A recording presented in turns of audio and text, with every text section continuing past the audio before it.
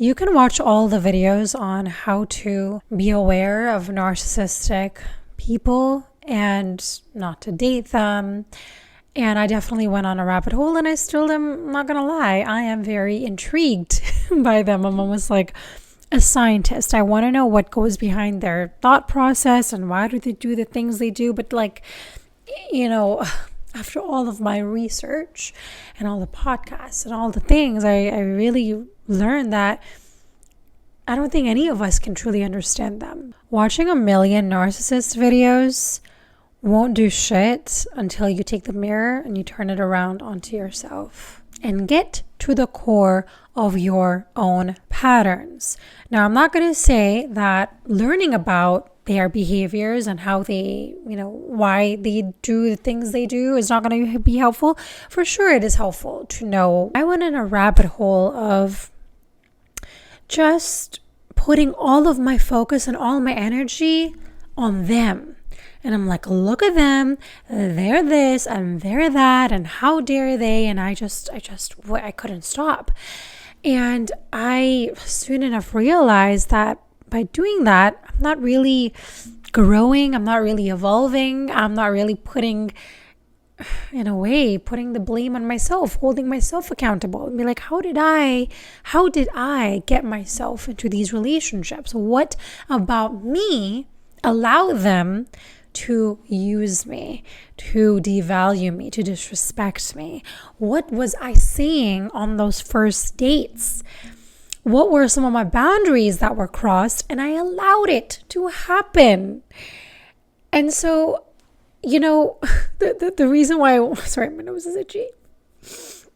The reason why I want to talk about this is because we do have this culture now, especially now more than ever. And I'm noticing this because I see the comments, and again, I hate to be that one, the judgmental one, but it's not even judgment, it's just what I'm observing, because I know that I was that person at one point in time, so I can't judge somebody that I was. I know a lot of the comments are coming out of pain and resentment and anger and frustration, which is totally fair. But being in this loop of just pointing the finger at them, it basically creates a pattern of just not taking accountability for all the things in your life. And you end up just blaming other people, blaming circumstances, blaming God, blaming your brother, blaming your sister, blaming your mother. And we're just constantly blaming the celebrity. This person did this, and this is why my life is like this. It's like, I'm sorry, what? We can watch all the videos on planet Earth about narcissists and learn everything about them, but it won't do anything for us until we look at our responses to when we're going on our first date, because that is when they are testing you. They have all these different tactics. So of course it's amazing to know about how they do these things, but not just learning about it, but actually practicing it. When you're on a date and when the man, he gives you the sobbing story of how his sister or mother or father, whatever, passed away, and he got bullied in school and all this stuff. And I understand we'd like to talk about traumas, right? We are very, in this culture now, I mean, this is what I'm noticing, we are very open with our problems and what we need to work on. And I think that's great. But also I want you to notice, how do you respond to this type of person? The reason why they want to do this is because they want to build the fastest bond with you. Because when they build this, then they're going to idolize you. They're going to say, oh my God, you're amazing. So you're connected. You have a bond. Then they're going to say, wow, you're beautiful. I've never met anybody like you. You really listen to me. You really get me. And, so it's like a pattern that they do. They do this. And it's funny because I've seen this happen just so many times.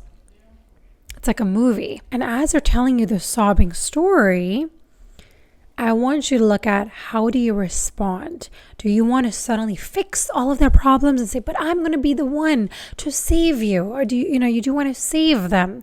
Or do you say, okay, I see your problem. I see that, that's really difficult and tough to go through. And I'm sure you can handle it. I'm sure you can, you have the tools to manage yourself, to work on yourself. You do not need to be their mummy. and help them through it. You're not their therapist. You're not their teacher. You're not their mother. You're not their doctor.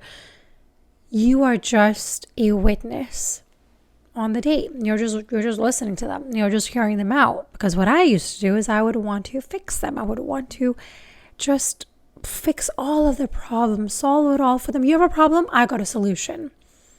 It's kind of masculine if you think about it. It is a bit of like masculine energy. But I mean, the way that you fix it is really tapping into your emotions, which is just feminine. And another reason why they tell you the sobbing story is because they are watching you. They're watching your response to it. Are you super empathetic? Like, oh my God, I'm so sorry. And again, there's nothing wrong with being a kind, great human being, okay? But this is what they're noticing about you, and they're going, they have like a little log, which they're going to keep on adding things into that little document. And they're going to notice, oh, wow, this woman is really empathetic. And when she's empathetic, I can use guilt and shame to get to her, to make her doubt herself, to disrespect her, to use her own empathy against her. And that is why being empathetic is amazing, but you need to also know that being too empathetic is dangerous, sadly, especially when you're not empathetic to your own needs and you are giving away your empathy to other people who you don't even know who the hell they are. You have met this person a week, a month, couple months, you still don't know who they are. I know you think you do because you've slept with them and you think you're really intimate and close and you have a bond, but you haven't. But it really takes time to see somebody through their hardships. How do they deal when they are frustrated because their boss is not giving them a promotion, or when they lose their job, or when they lose money? And how do they treat you then? That is what I want to see. I don't really care about how they treat you when he has a great job, he has a beautiful house, he's doing well in his work, and so are you. And that's always going to be great, because for the most part, if you both, you're attracted to him and he's attracted to you, it's going to go places. But it doesn't mean that it's the right fit for you. Dating really takes patience. It takes awareness. It takes being honest, brutally honest with yourself and the other person. If you're not a good listener, if you have no clue why your last relationship didn't work out and what you're doing on a daily basis to work on that, then I don't think you should be dating. And maybe that last relationship was just because you guys grew apart, right? That could be a reason. Nobody cheated, nothing bad happened. But at the same time, just questioning and asking yourself, why did we grow apart? What was it? Did we stop doing things together? There's so many ways to look at relationships and ask yourself these questions instead of just saying, well, yeah, we just don't work out because, just don't work out, I am not accepting any of those answers. Back to what I was saying. So they are going to build a bond with you by sharing a very emotional story with you, and you're going to feel really bad for them. Oh my God, I'm so sorry. It's horrible what you're going through. And then they're going to idolize you. So, oh my God, you're so beautiful. You're the most beautiful woman I've ever met in my entire life. I'm just really enjoying your company. Things that you really want to hear as a soul, as a woman, as a man. This happens to men as well, by the way. You really want to hear these things, and they know they know exactly what you need because they are great listeners. And you might not be a great listener. This is why learning about these dynamics is so important, because you're really learning about yourself.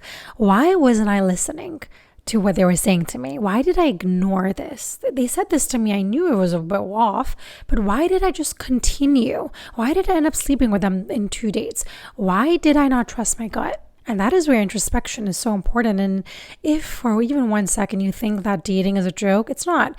Dating, building relationships, marriage, I believe is a reason why we're here. We're here to learn through relationships.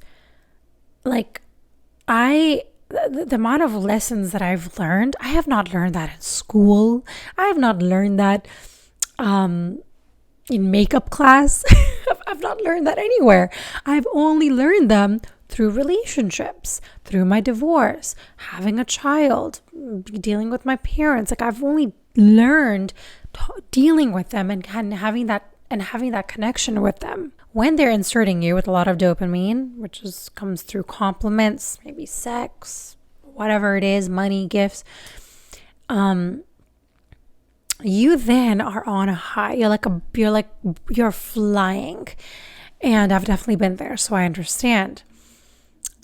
And then there's going to be one day that comes sooner rather than later, maybe in a week, maybe in a month, maybe in 3 months, maybe in a year. It really depends on the mask that they're wearing. How long can they really have it on? Are they doing really well in life? So maybe it's going to last a little bit longer. Are they not doing that well in life? You're going to see their true colors a little bit faster. So eventually there is going to be a comment made. There's going to be some disrespect. There's going to be something that happens. And you're going to be like, oh, that was just not that kind. Or, why did he say that? Why did she say that? Why did he talk to me like that? And then you're like, oh, but maybe, because I'm sure he said maybe later down the line that you're sensitive. And you probably said it to yourself. You're like, I'm sensitive, because you're an empath, right? We're sensitive. So that's our fault that we're sensitive. And maybe you've told them a story about how you've been bullied in school. So they are going to use that story to say, well, you have been bullied in high school. So it's not really what I said. It's how you're taking it. It's how you are processing this information. It's because your childhood, you had a bad childhood, your mom disrespected you and devalued you. That's on you. It's not a me issue. It's a you issue.